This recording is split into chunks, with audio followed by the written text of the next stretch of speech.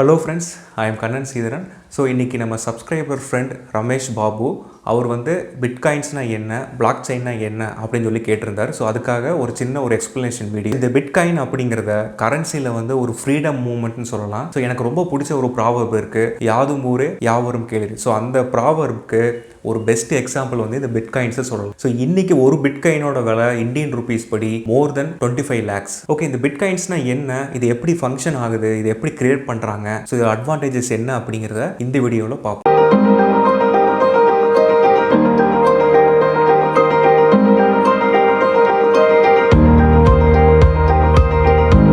Bitcoins அப்படிங்கிறது digital crypto currencies. So digital கரன்சிஸ்னால் என்ன உங்களுக்கு தெரியும். ஸோ டிஜிட்டலாக நம்ம ட்ரான்ஸ்ஃபர் பண்ணலாம், எலக்ட்ரானிக் எக்யூப்மெண்ட்ஸ் யூஸ் பண்ணி நம்ம டிரான்சாக்ஷன் பண்ணிக்கலாம். ஸோ இது வந்து டிஜிட்டல் கரன்சி சொல்லலாம். ஸோ இந்த கிரிப்டோ கரன்சி அப்படின்னா அல்காரிதம்ஸ் யூஸ் பண்ணி அதோட செக்யூரிட்டியை வந்து ஆட் பண்ணியிருப்பாங்க. ஸோ வந்து சில நம்பர்ஸ் மூலமாக செக்யூரிட்டியை வந்து என்ஷூர் பண்ணுறது அல்காரிதம்ஸ் யூஸ் பண்ணி. ஸோ இதுக்கு பேர் வந்து கிரிப்டோ கரன்சி. ஸோ இதுதான் ஒரு பிட்காயின் அப்படிங்கிறது டிஜிட்டல் கிரிப்டோ கரன்சி. இந்த பிட்காயின்ஸ் எந்த ஒரு கவர்மெண்ட்டோ இல்லை எந்த ஒரு கண்ட்ரிக்கோ வந்து சொந்தம் கிடையாது. ஸோ இந்த பிட்காயின்ஸ் வந்து கிட்டத்தட்ட ஒரு ஓப்பன் சோர்ஸ் சாஃப்ட்வேர் மாதிரி. ஸோ இதை வந்து அக்ராஸ் த குளோப் நம்ம பிட்காயின்ஸை வந்து நம்ம கிரியேட் பண்ணிக்கலாம், அப்புறம் டிரான்சாக்ஷன் நம்ம பண்ணிக்கலாம். பிட்காயின்ஸ் வந்து ஒரு பியர் டு பியர் டிரான்சாக்ஷனுக்கு யூஸ் ஆகுது. இன்னொன்று இன்வெஸ்ட்மெண்ட்டுக்கும் பிட்காயின்ஸ் வந்து நம்ம யூஸ் பண்ணிக்கலாம். இந்த பிட்காயின்ஸை நம்ம இண்டிபெண்டன்ட் டிரான்சாக்ஷனா ஓவர் த குளோப் வந்து நம்ம பண்ணிக்கலாம். ஸோ இந்த பிட்காயின்ஸ் வந்து நத்திங் பட் ஒரு சின்ன ஒரு ஃபைல், ஒரு டெக்ஸ்ட் ஃபைல் மாதிரி இருக்குன்னு வச்சுக்கோங்க. இதுக்குள்ள டோக்கன் நம்பர்ஸ் மாதிரி இருக்கும். ஸோ இந்த நம்பர், இந்த டெக்ஸ்ட் ஃபைல் பேர் தான் வந்து பிட்காயின். இது வந்து பிளாக்ஸாக இருக்கும். இந்த டிரான்சாக்ஷன் வந்து பிளாக்ஸாக வந்து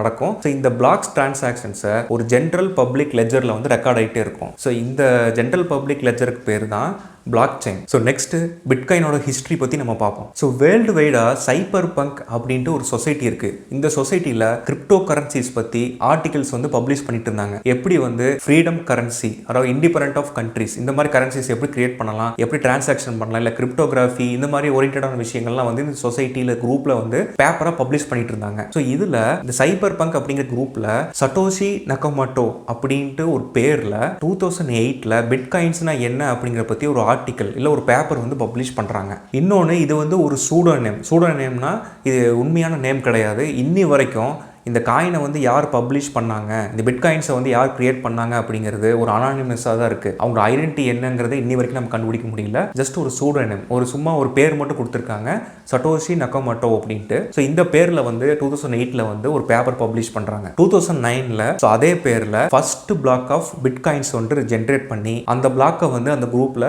அனௌன்ஸ் பண்ணுறாங்க. ஸோ இப்படி தான் ஃபர்ஸ்ட் பிட்காயின் வந்து கிரியேட் ஆச்சு. ஸோ ஸ்டார்டிங்கில் பிட்காயின்ஸ்க்கு ஒரு பெரிய வரவேற்பு இல்லை. ஃபர்ஸ்ட் நடந்த பிட்காயின் டிரான்சாக்ஷன் வந்து பார்த்தீங்கன்னா ஃப்ளோரிடாவில் ஒரு பீஸா வாங்குறதுக்கு அரௌண்ட் 10,000 பிட்காயின்ஸை கொடுத்து ஒரு பீஸா வந்து வாங்கியிருக்காங்க. இதுதான் ஃபர்ஸ்ட் நடந்த டிரான்சாக்ஷன். ஸோ இன்னைக்கு ஒரு பிட்காயினோட வேல்யூ மோர் தென் 25 lakhs. ஜஸ்ட் இமேஜின் பண்ணி பாருங்க, 10,000 பிட்காயின்ஸ்னா எவ்வளோ ரேட் இருக்கும். ஸோ இந்த பிட்காயினை கண்டுபிடிச்சவங்க இதை வந்து ஒரு ஓப்பன் சோர்ஸ் மாதிரி மாற்றிட்டாங்க. இதை வந்து ஒரு சாஃப்ட்வேர் யூஸ் பண்ணி புது பிட்காயின்ஸை வந்து ஜென்ரேட் பண்ணிக்கலாம் அப்படிங்கிற மாதிரி வந்து bitcoin.orgன்னு ஒரு வெப்சைட்டை வந்து லான்ச் பண்ணாங்க. இதுக்கப்புறம் இதை டெவலப் பண்ணுறத பப்ளிக் கையில் இல்லை குளோபலாக வந்து விட்டுட்டாங்க. ஸோ யாரெல்லாம் வந்து பிட்காயின்ஸ் ஜென்ரேட் பண்ணணும்னு நினைக்கிறாங்களோ அவங்க இந்த அல்காரிதம் யூஸ் பண்ணி ஜென்ரேட் பண்ணிக்கலாம். ஸோ இந்த கிரிப்டோ கரன்சி பிட்காயின் இன்வென்ட் பண்ணதோட மெயின் பர்பஸ் என்னன்னு பார்த்தீங்கன்னா கரன்சியில் வந்து ஒரு ஃப்ரீடம் கொண்டு வரணுக்காக இன்வென்ட் பண்ணாங்க. ஸோ இப்போ ருபீஸ் எடுத்துக்கிட்டிங்கன்னா இது வந்து இந்தியா வந்து பிலாங் பண்ணியிருக்கு. ஸோ இந்த கவர்மெண்ட்டோட ரூல்ஸ் இது எல்லாமே இந்தியன் கவர்மெண்ட்டை பேஸ் பண்ணி இருக்கு. ஆனால் இந்த பிட்காயின் அப்படிங்கிறது ஸோ பப்ளிக் பீப்புள் குளோபலாக இருக்கக்கூடிய யூசர்ஸ், ஸோ இவங்களே வந்து அதை வெரிஃபையும் பண்ணிப்பாங்க. ஸோ இவங்களே வந்து அதை ஆத்தரைஸும் பண்ணிப்பாங்க. ஸோ இது வந்து எந்த ஒரு கவர்மெண்ட் கையிலையும் இல்லை, எந்த ஒரு கண்ட்ரி கையிலையும் இல்லை. அடுத்து பிட்காயின் வந்து எப்படி ஒர்க் ஆகுது, ஹவ் இட் ஒர்க்ஸ் அப்படிங்கிறத நம்ம பார்ப்போம். இந்த பிட்காயின்ஸை சில வெப்சைட் யூஸ் பண்ணி நம்ம வந்து பர்ச்சேஸ் பண்ணிக்கலாம், லைக் ஸ்டாக்ஸ். இப்போ வந்து நீங்கள் ஒரு பிட்காயின் வாங்கியிருக்கீங்க, அந்த ஒரு பிட்காயினோட வேல்யூ $60,000 வச்சுக்கோங்க. இப்போது ஆஸ்திரேலியாவில் நீங்கள் ஒரு ப்ராடக்ட் வந்து வாங்கணும், அந்த ப்ராடக்டோட வேல்யூ 60,000. இப்போ நார்மலாக நீங்கள் வந்து ஒரு ஆன்லைன் டிரான்சாக்ஷன் இல்லை ஒரு ஃபாரின் டிரான்சாக்ஷன் நீங்கள் பண்ணணும் அப்படின்னா ஒரு பேங்க்கை அப்ரோச் பண்ணணும், இல்லை அதுக்குன்னு ஒரு ப்ரோக்கரேஜ் ஃபீ வரும், பேங்க் ஃபீ வரும், அப்புறம் கண்ட்ரி ரிஸ்க் இருக்குது, மார்க்கெட் ரிஸ்க் இருக்குது, அப்புறம் ரேட் கன்வர்ஷன் இருக்குது. இப்போ இந்த இந்தியன் ருப்பிலேருந்து அந்த பர்டிகுலர் கண்ட்ரியோட கரன்சிக்கு மாற்றுறதுக்கு ஒரு ஃபீ இருக்குது. ஸோ இந்த மாதிரி நிறைய டிரான்சாக்ஷன் ஃபீல், நிறைய இன்டர்மீடியேட்ஸ் வந்து இருப்பாங்க. ஆனால் பிட்காயின்ஸை பொறுத்தளவில் நீங்கள் டேரெக்டாக உங்ககிட்ட ஒரு டிஜிட்டல் வாலெட், ஒரு டிஜிட்டல் பர்ஸ் மாதிரி இருக்கும், அதில் நீங்கள் பிட்காயினை ஸ்டோர் பண்ணி வச்சிருப்பீங்க. அதிலிருந்து உங்கள் உங்கள் மெர்ச்சன்ட்டோட வாலெட், அந்த வாலெட்டுக்கு நீங்கள் ட்ரான்ஸ்ஃபர் பண்ணுவீங்க. ஸோ அவ்வளோதான், ஸோ சிம்பிள். இப்போ நீங்கள் 60,000க்கு ஒர்த் இருக்கிற ஒரு பொருளை 60,000க்கு ஈக்குவலாக இருக்கிற ஒரு பிட்காயின் வச்சு நீங்கள் பர்ச்சேஸ் பண்ணிட்டீங்க. ஸோ இது வந்து ஒரு டைப் ஆஃப் டிரான்சாக்ஷன். இன்னொரு டிரான்சாக்ஷன் 6,000 ருபீஸுக்கு ஒரு ப்ராடக்ட் இருக்குது யூஎஸ்ஏல. இப்போ நீங்கள் அதை இப்போ பர்ச்சேஸ் பண்ணணும் அப்படின்னா 0.10 பிட்காயினை டைரெக்டாக ட்ரான்ஸ்ஃபர் பண்ணி அந்த வேல்யூவை வந்து நீங்கள் அவங்களுக்கு கொடுத்துட்டு அந்த ப்ராடக்ட்டையோ இல்லை அதுக்கு ஈக்குவலான அமௌண்ட்டையோ நீங்கள் வந்து வாங்கிக்கலாம். ஸோ இந்த மாதிரி எவ்வளோ டெசிமல் பிளேசஸ்க்கு வேணாலும் நம்ம பிட்காயின்ஸை வந்து ஸ்ப்ளிட் பண்ணிக்கிட்டே வந்துக்கலாம். சின்ன போர்ஷன் அனுப்பிச்சு அதுக்கு உண்டான வேல்யூ வந்து நம்ம எடுத்துக்கலாம். இப்படி நடக்கிற ஒவ்வொரு டிரான்சாக்ஷனையும் பிளாக்ஸாக வந்து கன்சிடர் பண்ணுவாங்க. எக்ஸாம்பிள் வந்து ஒரு 50 டிரான்சாக்ஷன் நடக்குது, வந்து ஒரு பிளாக்காக வச்சிருக்காங்கன்னு வச்சுக்கலாம். இந்த பிளாக்கை வந்து ஒரு பப்ளிக்கா இல்லை ஒரு காமன் ரிஜிஸ்டர் மாதிரி இமேஜின் பண்ணிக்கோங்க. இந்த ரெஜிஸ்டர்ல இந்த பிளாக்ஸை வந்து ரெக்கார்ட் பண்ணிட்டே வருவாங்க. ஸோ இப்போ புதுசாக ஒருத்தர் வந்து ஒரு பிட்காயின் கிரியேட் பண்ணுறாருன்னா ஒரு புது பிளாக் வந்து கிடைக்கும். அந்த பிளாக்கையும் இந்த பிளாக்கையும் வந்து கனெக்ட் பண்ணுவாங்க. இதோட எக்ஸ்டென்ஷனாக தான் அந்த பிளாக் இருக்கும். இப்படி எல்லா பிளாக்ஸையும் கனெக்ட் பண்ணி ஒரு ரெஜிஸ்டரில் எழுதுறதுக்கு பேர் தான் பிளாக் செயின். ஸோ இப்படி நீங்கள் பிட்காயின்ஸ் யூஸ் பண்ணி டிரான்சாக்ஷன் பண்ணிக்கலாம்.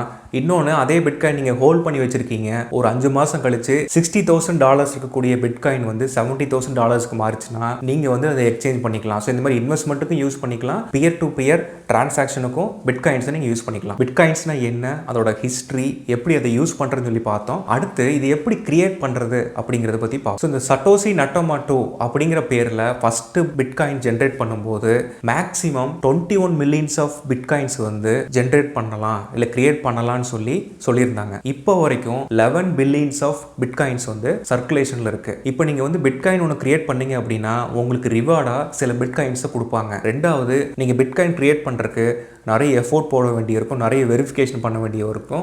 இதுக்கும் சின்ன ரிவார்ட் கொடுப்பாங்க. மூணாவது, டிரான்சாக்ஷன் நடக்கும்போதும் சின்ன சின்ன ரிவார்ட்ஸ் கிடைக்கும். இதுதான் வந்து ஒரு பிட்காயின் கிரியேட் பண்ணும்போது கிடைக்கக்கூடிய ரிவார்ட். இந்த ப்ராசஸ் என்ன சொல்றாங்கன்னா பிட்காயின் மைனிங் சொல்றாங்க. ஏன் மைனிங் சொல்றாங்கன்னா இது கிட்டத்தட்ட ஒரு கோல்டை மைன் பண்ணி கண்டுபிடிக்கிற மாதிரி அதே எஃபோர்ட்டை ஒரு பிட்காயினை கண்டுபிடிக்கிறதுக்கு நம்ம போட வேண்டி வரும். இன்னும் சொல்ல போனால் அதுக்கு மேலேயே போட வேண்டி வரும். லாட்ரி டிக்கெட்டு தொடர்ச்சியாக உங்களுக்கு 9 தடவை விழுகிறதுக்கு எவ்வளவு பாசிபிலிட்டி இருக்கு. பிட்காயின்ஸை ஜென்ரேட் பண்றதுக்கு அதே அளவு பாசிபிலிட்டி தான் இதுக்கு இருக்கு. இந்த பிட்காயின் கிரியேட் பண்ற ப்ராசஸ் அப்படின்னா நான் அப்பவே சொன்ன மாதிரி ஜெனரல் லெட்ஜர், இந்த பிளாக் செயின் அப்படிங்கிற ஒரு ரிஜிஸ்டர் ஃபைல், இந்த ஃபைல்ல இருக்கக்கூடிய மில்லியன்ஸ் ஆஃப் டிரான்சாக்ஷன்ஸ் இது எல்லாத்தையும் நீங்க வெரிஃபை பண்ணணும். இப்படி வெரிஃபை பண்ற மூலமா என்ன பெனிஃபிட்னு பாத்தீங்கன்னா டூப்ளிகேஷன் ஆஃப் பிட்காயின்ஸ் வராதுக்கு பாசிபிலிட்டிஸ் இல்லைன்னு சொல்றாங்க. ரெண்டாவது, உங்க டிரான்சாக்ஷன் வேற யாரோ காப்பி பண்றதோ இல்லை ஃபேக் டிரான்சாக்ஷன் கிரியேட் பண்றதோ நடக்காது. ஸோ இது ஒரு வகையான பெனிஃபிட். இந்த பிட்காயின் அப்படிங்கிறது அப் டு 12 டெசிமல் பிளேசஸ் வரைக்கும் ரெப்ரசென்ட் பண்ணியிருப்பாங்க. ஸோ இதோட நெக்ஸ்ட் பிளாக்ஸை நம்ம கண்டுபிடிச்சிட்டு வருது அப்படிங்கிறது லிட்டரலா ரொம்ப ரொம்ப ரொம்ப கஷ்டம். ஸ்டார்டிங்ல இதை கண்டுபிடிச்ச புதுசுல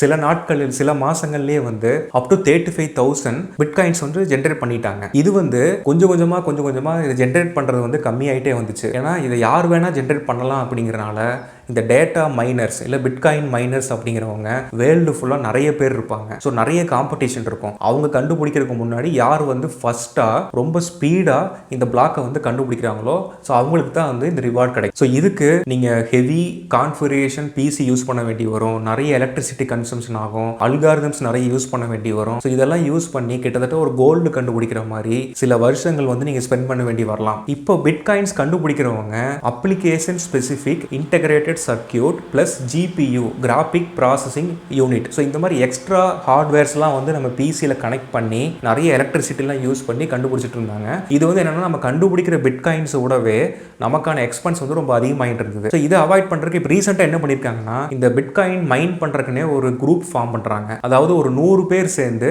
அடுத்த பிளாக் ஆஃப் பிட்காயின்ஸை வந்து ஜென்ரேட் பண்ணுவாங்க. ஸோ கிடைக்கிற பிட்காயின்ஸை வந்து யார் எந்த அளவுக்கு எஃபோர்ட் போட்டாங்களோ அதுக்கு ஈக்குவலாக வந்து ஸ்ப்ளிட் பண்ணிப்பாங்க. ஸோ இப்போ இருக்கிற சிஸ்டம் கான்ஃபிகரேஷன், இப்போ இருக்கிற ப்ராசஸர் ஸ்பீட் இதெல்லாம் வந்து கால்குலேட் பண்ணி இதை கடைசி bitcoin 21st millionth of bitcoin generate பண்ணுறதுக்கு 2140வது வருஷத்துல தான் பண்ண முடியும்னு சொல்லி ஒரு சின்ன ஸ்டாட்டிஸ்டிக்ஸில் சொல்கிறாங்க. ஸோ அந்த அளவுக்கு பிட்காயின் ஜென்ரேட் பண்ணுறங்கிறது year by year it's getting difficult. So அதனால தான் இதுக்கு பேர் என்ன வச்சிருக்காங்கன்னா பிட்காயின் மைனர்ஸ் அப்படின்னு சொல்லி வச்சிருக்காங்க. இது கண்டுபிடிக்கிறவங்க பேர். பிட்காயின்னா என்ன, ஹிஸ்ட்ரி, அதோட ப்ராசஸ் எப்படி ஒர்க் ஆகுது, எப்படி கண்டுபிடிக்கிறாங்கன்னு சொல்லி பார்த்தோம். ஸோ இப்படி கண்டுபிடிச்சி இதனால என்ன யூஸ், அட்வான்டேஜஸ் என்ன அப்படிங்கிறத பார்ப்போம். ஸோ ஃபர்ஸ்ட் அட்வான்டேஜ் என்னன்னு பார்த்தீங்கன்னா நீங்கள் பேங்க்கையோ இல்லை வந்து கவர்மெண்ட்டையோ எந்த ஒரு இன்ஸ்டிடியூஷனையும் நீங்கள் டிபெண்ட் பண்ண வேண்டியது இல்லை.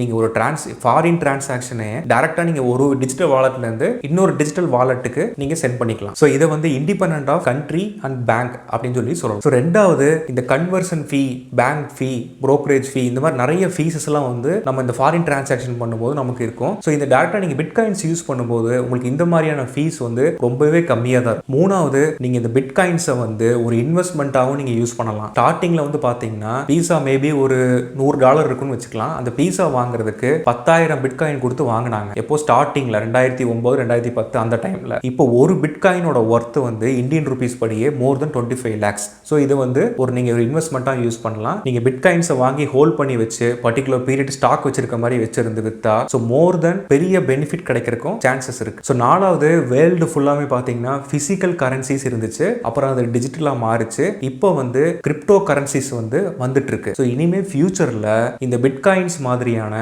நிறைய கிரிப்டோ கரன்சிஸ் வரலாம். ஸோ அதனால இதை பற்றி நம்ம தெரிஞ்சு வச்சுக்கலாம். இதில் இன்வெஸ்ட்மெண்ட் பண்ணுறது, இது எப்படி டிரான்சாக்ஷன் பண்ணுறாங்க, எப்படி கண்டுபிடிச்சாங்க தெரிஞ்சு வச்சுக்கிறதும் ஒரு வகையில் நமக்கு ஒரு அட்வான்டேஜாக இருக்கலாம். ஸோ லாஸ்ட் என்ன சொல்கிறாங்கன்னா மற்ற கரன்சிஸை கம்பேர் பண்ணும்போது இதில் ரொம்ப ரிஸ்க் கம்மியாக இருக்குன்னு சொல்கிறாங்க. இன்னொன்று நீங்கள் வந்து இதை மைன் பண்ணி புது காயின்ஸை நீங்கள் ஜென்ரேட் பண்ணும்போது ஃபுல் டிரான்சாக்ஷனையும் வந்து அவங்க வெரிஃபை பண்ணுவாங்க. இந்த மாதிரி thousands ஆஃப் மைனர்ஸ் வந்து இதை வெரிஃபை பண்ணிக்கிட்டே இருப்பாங்க. ஸோ அதனால இதில் வந்து ஃபேக் டிரான்சாக்ஷனோ இல்லை டூப்ளிகேஷனோ வர்றதுக்கு பாசிபிலிட்டி வந்து ரொம்ப ரொம்ப ரொம்ப கம்மின்னு சொல்கிறாங்க. ஸோ இதெல்லாம் ஒரு மேஜர் அட்வான்டேஜஸ் ஆஃப் பிட்காயின் சொல்லலாம். ஒரே ஒரு சின்ன செக்யூரிட்டி ரிஸ்க் இருக்குது. அதாவது ஹேக்கர்ஸ் வந்து இப்போ நீங்கள் டிஜிட்டல் வாலெட்டில் வச்சிருக்கீங்க அப்படின்னா அந்த வாலெட்டை கிராக் பண்ணி அந்த பிட்காயின்ஸ் அவங்க எடுத்துக்கிறதுக்கான பாசிபிலிட்டி இருக்குன்னு சொல்கிறாங்க. ஸோ மேபி இனி ஃபியூச்சரில் வந்து இதுக்கான செக்யூரிட்டியை இனிமேல் வந்து அதிகப்படுத்த சான்சஸ் இருக்குது. ஓகே ஃப்ரெண்ட்ஸ், இந்த கண்டென்ட் உங்களுக்கு யூஸ்ஃபுல்லாக இருக்கும்னு நினைக்கிறேன். இந்த வீடியோ உங்களுக்கு பிடிச்சிருந்தா லைக் பண்ணுங்கள், உங்கள் ஃப்ரெண்ட்ஸுக்கு ஷேர் பண்ணுங்கள். உங்களுக்கு ஏதாவது ஒப்பீனியன்ஸ் இருந்தால் கமெண்ட் பாக்ஸில் கொடுங்க. மறக்காமல் சப்ஸ்கிரைப் பண்ணுங்கள். தேங்க்யூ.